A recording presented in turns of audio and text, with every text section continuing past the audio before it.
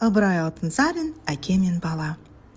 Бір адам 10 жасар баласын ертіп, егіннен жаяу келе жатса, жолда қалған аттың бір ескі тағасын көріп баласына айтты. «Анау тағаны балам ала жүр» деп. Бала әкесіне: «Сынып қалған ескі тағаны алып не қылайын?» деді.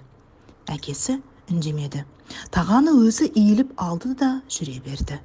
Қаланың шетіне темірші ұсталар бар екен. Соған жеткен соң әкесі қайрылып, манағы тағаны соларға 3 тиынға сатты.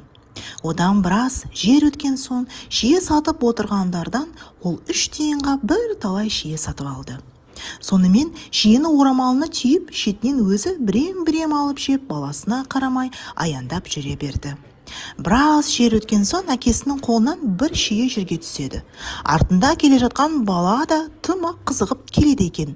Жерге түскен шиені жалма-жан жерден алып аузына салды.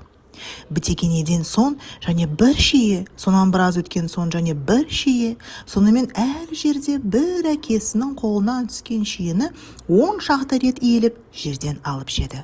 Ең сонда әкесі тоқтап тұрып, баласына шиені орамалымен беріп тұрып айтты: «Көрдің бе, мана тағаны жаман сынып жерден бір ғана иіліп көтеріп алуға еріндің.